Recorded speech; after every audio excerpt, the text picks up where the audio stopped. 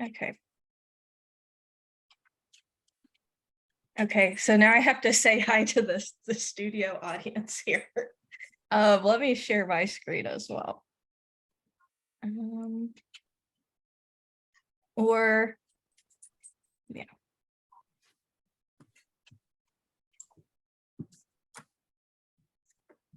Okay. So this question was, which of the following statements is true of eyewitness testimony? And we had eyewitnesses are often more correct than confident. No, that is the opposite. If they pay attention to details, they're more likely to remember the culprit's face.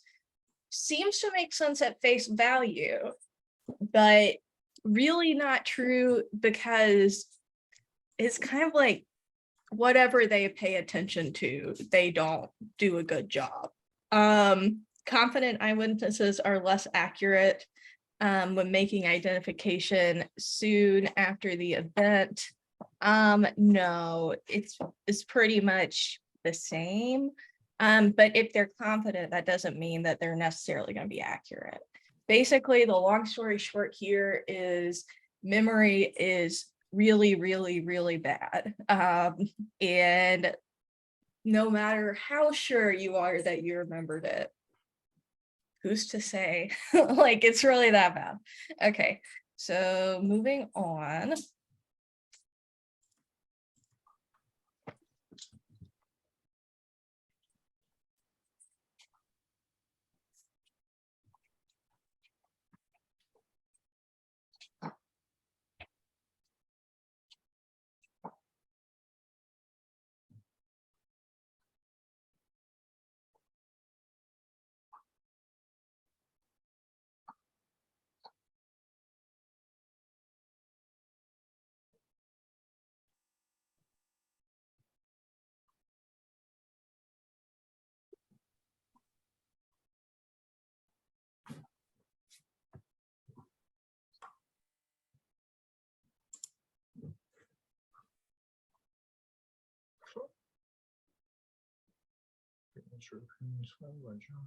Okay, a nice variety here.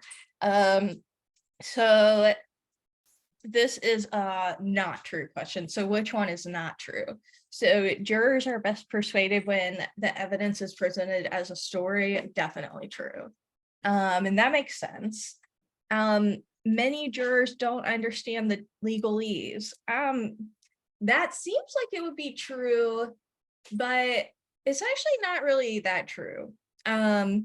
Premature opinions formed by the jurors won't influence how they interpret information later. Nope, it will.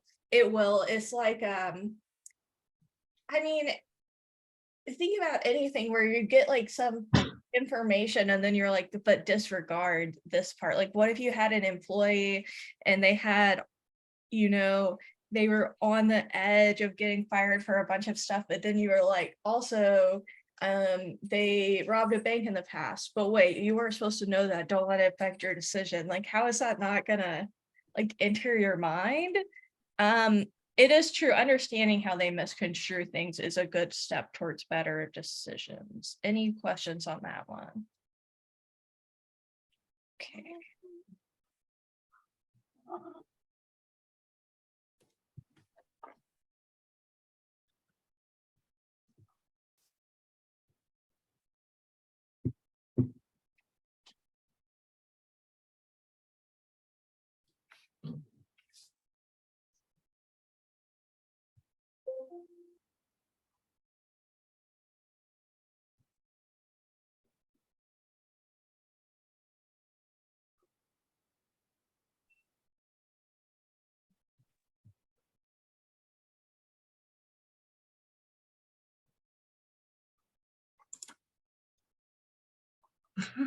I never know how long to make the amount of time. Okay.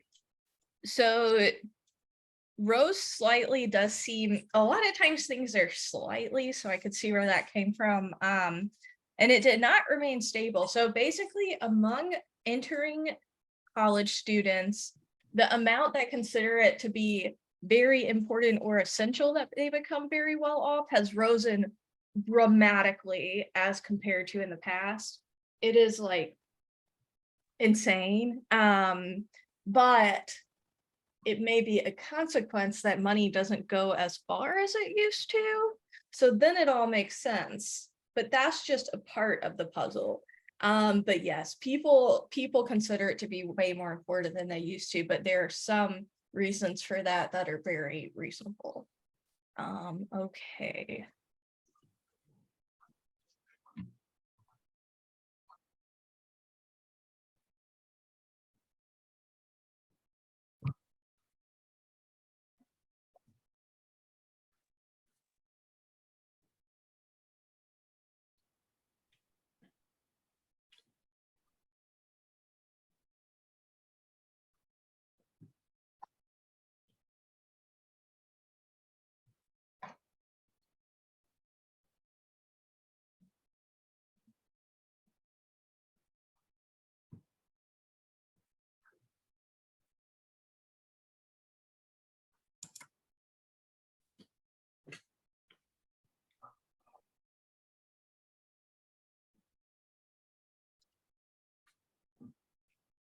Okay. Sorry for the person who did not do it fast enough. I always have a really hard time deciding how long to make these. I don't think I ever perfected the art. But so with regard to eyewitness testimony, it is true that most convicted people who are later exonerated by DNA evidence were from mistaken eyewitnesses. When they say jurors find competent eyewitnesses to be the least believable, no, it's like the opposite. Like if somebody tells you, like, I literally saw this, that's pretty convincing. Remembering trivial details is not going to make them more accurate. It's like, basically think about it this way, like no matter how good their memory is normally, no matter how well they think they remember it, no matter how many little details they remembered, is really not going to affect the accuracy. Like it's so weird. If you have fights around your house about people forgetting stuff or you remember things differently, you know, one of them's right. I mean, but nobody knows because memory's so bad. It is not the most accurate form of evidence. It's like, I wouldn't say it's really bad, but it's definitely not the best. Okay.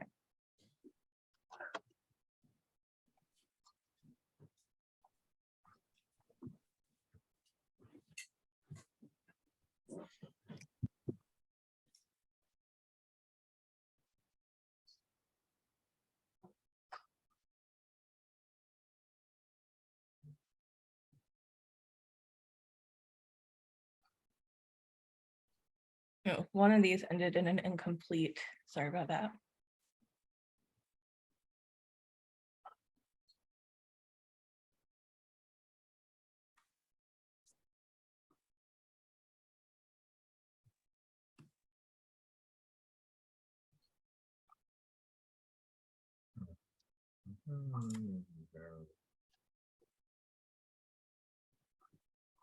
Okay. So this is kind of getting back to the thing of like, if you hear something bad about somebody, it's really hard to disregard it. Well, there's like a couple typos, kind of spicy typos. Wait until jurors hear it before ruling it inadmissible so they know specifically what to disregard. No. It's like it's almost like a don't think about the pink elephant type of thing with that. Like that would not be it. Immediately seek the verbal pledge. No, it's like they literally can't ignore it. Meeting with them to ensure they didn't put it into account.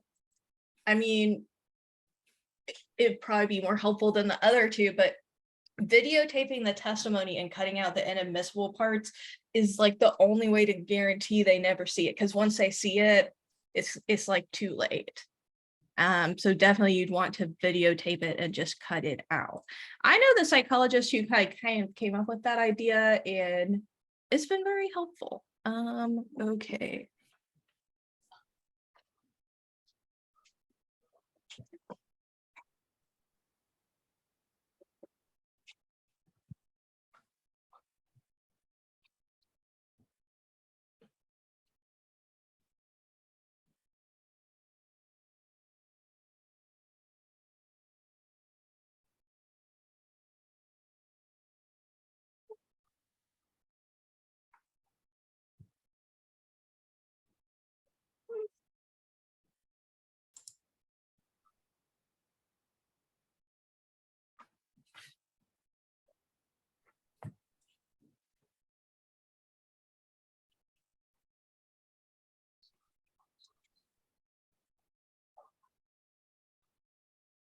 Okay.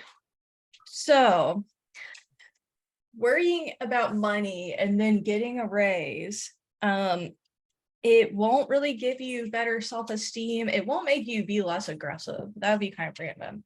It won't make you more ambitious because you've been rewarded. You're gonna be worried about money again, because it's called the hedonic treadmill, or the adaptation level phenomenon. It's like, I mean, I don't know about you guys, but like if you've ever gotten a raise, it's like a few months later, you feel like you're in the same financial position as before. Like it it doesn't, unless you got a raise, so it's like quadrupled your salary, maybe even then, it's like we kind of spend within or a little bit beyond our means, no matter how much we like have. So yeah, she will probably soon be worried again. Maybe she'd switch to a car that's a little bit more expensive and then be like, why did I do that, or stuff like that. So if you get a raise, try to be cognizant of like, wait, I should be happy. I don't need to spend according to it.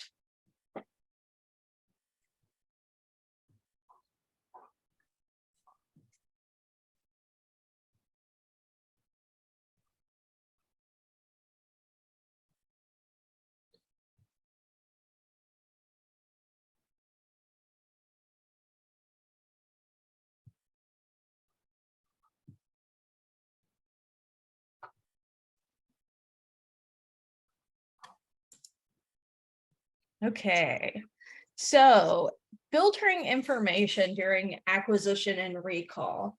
Um, they're not a false recovered memories, because you're not, a false recovered memory is like you get the idea as an adult that you had childhood sexual abuse, but you really didn't. And like if you really, really didn't. Because like with sexual abuse, people remember it, and it would be great if everybody could just forget it, but they can't. So any questions on the test about false memories, it's like, it's really easy to implant a false memory. You're never going to recover memories of things you didn't remember before. Like you're never going to get the floodgates of like, all of this horrible stuff happened when I was a child and I had no idea, and now I know. It just doesn't work that way. Attentional resource allocation is basically how close you're paying attention, and it's kind of like your RAM in your brain. So it's not that. And change blindness is when you don't notice some sort of major change going on. Like yesterday when I got this dog, this lady like came in and gave me these papers and chat with me for a while. And then she left, and she was going to come back, but I didn't notice for like a couple minutes that it was a different lady that came. And I felt bad, but I don't know. I was paying attention to the dog. I don't know, but that's what change blindness is. So schema driven errors are like, you have a prototype in your mind on what you think you're going to remember, and you remember it like how you would think it would make sense. And so all of your missing spots in your memory, you're just filling in with stuff that would kind of make sense to you. Okay. Y'all ask me any questions you may have as they come up. I could have said that a lot earlier, but I think you can.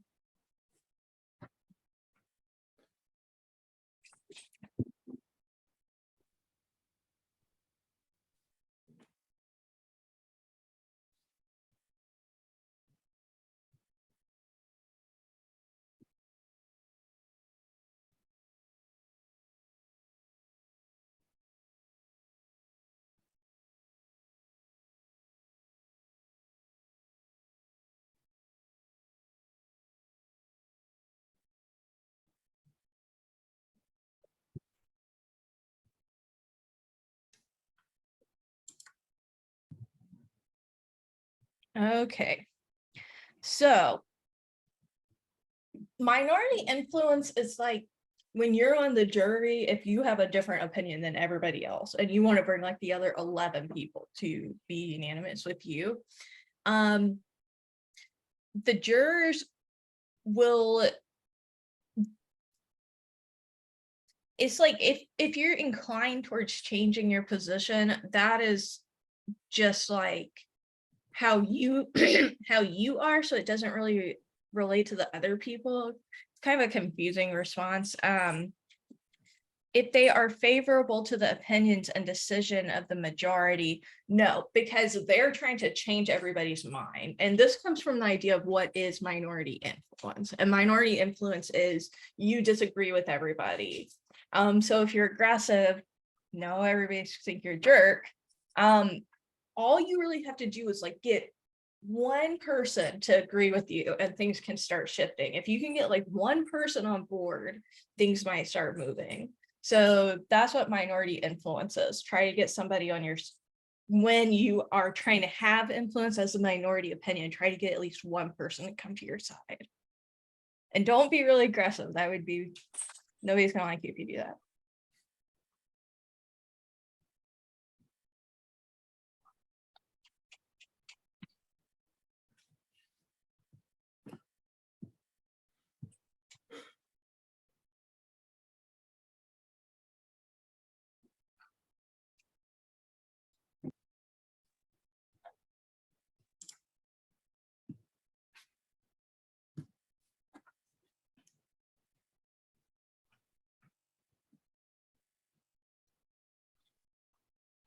Okay, so 6-member juries, it can seem like a good idea because like nobody wants to be on jury duty. Ironically, I really want to be on jury duty, but they like don't put psychologists on jury duty because we know too much. Hang on just a second.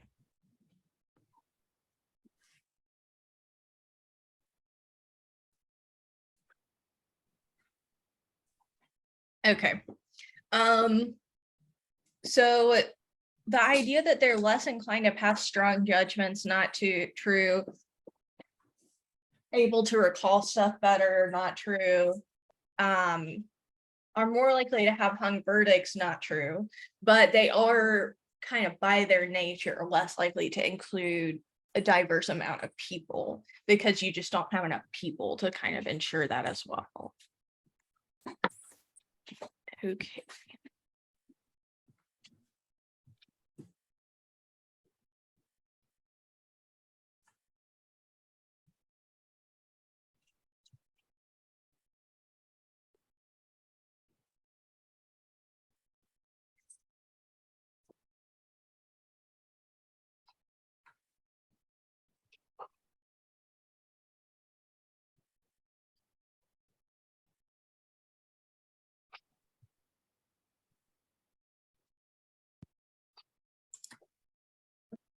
Okay, so this is honestly a really hard one. And it will 100% be on the test. Or like 99 if I misremembered it. So okay, so group polarization is when people go to more extremes than they would if they were in a smaller group, like 2 or 3 people, like they're probably not going to get really extreme, like, but if you've got like 30 people and like think about like 30 people versus 3 people, the 30 people, they're going to start moving themselves into doing something more extreme, or even you alone wouldn't do something as extreme as a group would. Like the group gets it in their mind and they just go extreme. That's group polarization. So just remember, the term is going to be group polarization, and it means they get polarized to do something really extreme. Groupthink just means they're thinking the same. Group shift, I'm actually not sure if that's a real term. It would be embarrassing if it was and I forgot. And outgroup bias is not that. Just think about group of people get polarized. I have to be careful with it. Like some very politically active friends, and I consider myself to be politically active myself, but sometimes I feel like I have to take a step and think about it like, wow, I feel like this group is getting like, are they taking this too far? Am I being influenced to take stuff too far? So that's group polarization. I'm probably aware because I know about group polarization.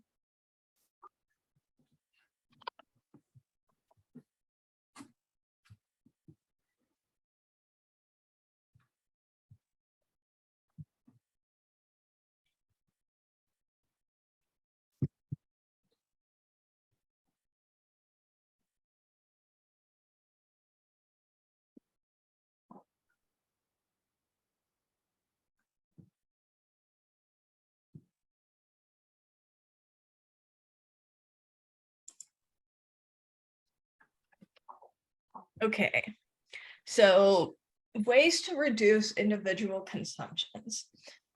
Increasing income tax. No, that doesn't really, I mean, I guess you'd have less money to spend, but that's not really it. Regulating birth rates, interesting. I guess the line of thinking here would be if you have less people, there's less stuff to consume. So maybe, I guess that's technically true, but that's not what I was going for. Creating a one world economy, I do not know what that means. But providing incentives for conservation behaviors, like that is cool. Even just like when like unhoused people can like pick up the cans and recycle them, like that's an incentive. Nobody would do that if you didn't get money for it. And so yeah, getting those incentives, if you are like getting money to do something, like if you're getting a discount because you did something, that is that's incentivizing. Okay, got one more. Oh, I love this cat, so sweet. Not like mine.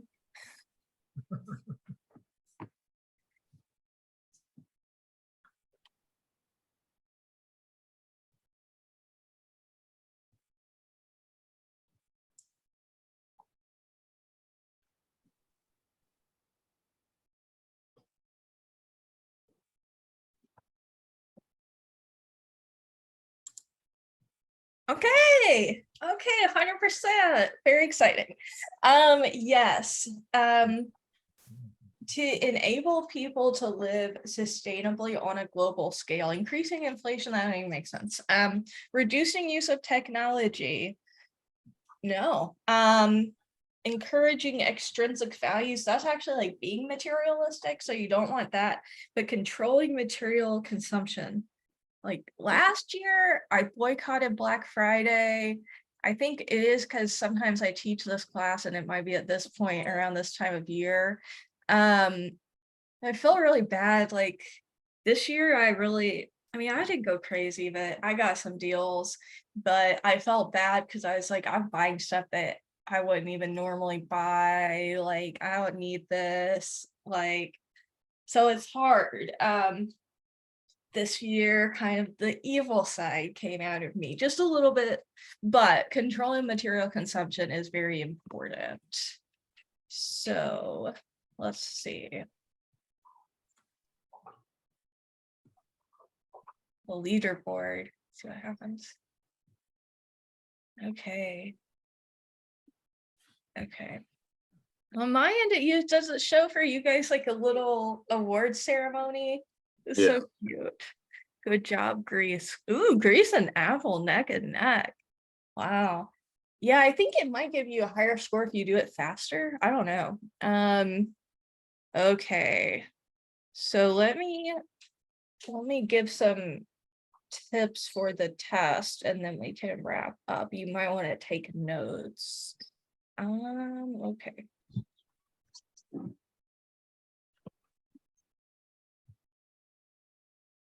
Well, I'm looking at review packet.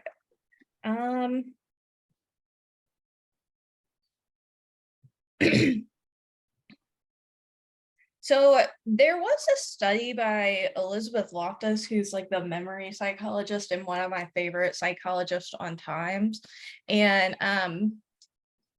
so basically she did like an experiment where there was a crime and if there was no eyewitness, like 20% or something convicted them, but when there was an eyewitness, it was like 72% convicted them. So that's a very classic study, and that may be on the test. And then, of course, you're going to want to know about the loss at the mall study, which is also one of my all-time favorites, because, you know, the parent, like basically parents had to give these researchers 3 real stories about their college student, and then they also told the college student they were lost in the mall as a child. And the best part is after the experiment, a few of them still thought they really were lost in the mall and their parents didn't remember it. So you'll want to know loss at the mall. Let's see. Social comparison. Social comparison is comparing yourself to others. Hang on just a second.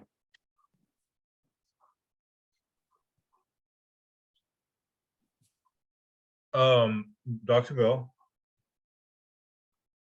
Yes. So the loss at the mall experiment is in unit 4 lecture somewhere. It's in, yeah, we're in unit 5, but yes. Oh, sorry, yeah, 5, yeah, you're right. good. Yeah, it's in the memory lecture. It's like a slide and it just says loss at the mall because I wanted to talk about it because there's just like so much to unpack on it. It's a really good experiment. Yes, okay. Upward social comparison and downward social comparison. Upward social comparison is when you kind of look up and you see other people are doing better than you or got something that you wish you got. Downward social comparison is like you're looking at people worse than you to make you feel better about yourself. So for example, like if there was, if you got to go on a free vacation for 2 days, you'd be excited. But then if you find out a bunch of other people won a free vacation for 2 weeks, then you would be doing upward social comparison because you would be like, well, they got this up here, so I'm comparing myself in an upward way because I'm looking at the people above me and wishing I had what they had. So that's upward social comparison. Oh.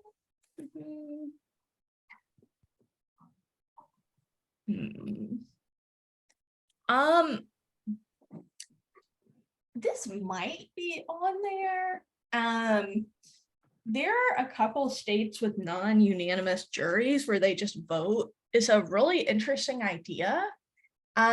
It seems good on the surface, but it actually ends up with this weird effect of people being more racist because the people who are not racist are going to try to like not agree on stuff.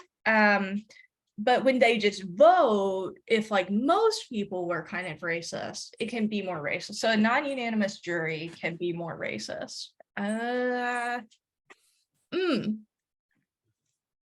So climate change and your mental health. It could displace you. It could, if there's a climate crisis, you might have to move. You might experience trauma. There can even be war associated with climate change because when it gets hotter outside, everybody gets more aggressive. It's so tried and true. However, it would not change the risk of having something like seasonal affective disorder, which is a common misconception. Because seasonal affective disorder is kind of like when it's like dark outside and stuff, you get sad, but that's not the nature of which our climate is changing, so it will not affect seasonal affective disorder. It definitely will not increase it. I think those are the main things. Let me think.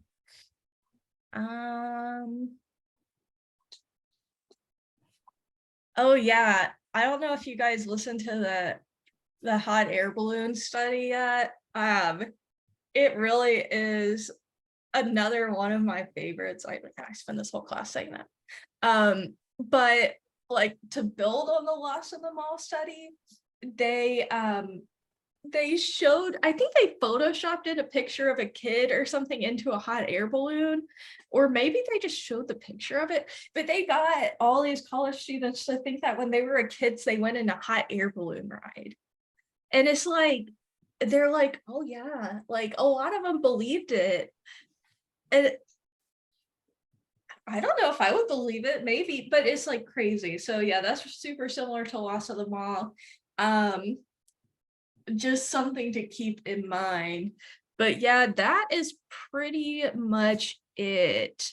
What questions do you guys have about any concepts or anything like that? So you said seasonal affective disorder is more to do with the season rather than climate change? Yeah. Okay.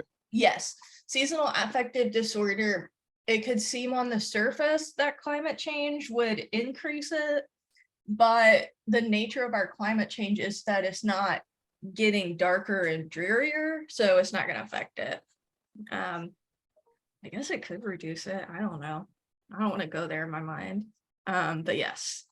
Other questions? Is this the last Zoom meeting of our class? Yeah, yeah, it is. Well, Except besides the oh, this is the only review session? no, there's one at 4. Okay, so that will probably be the last Zoom. That'll be it. Right. In fact, I'm gonna stop the recording.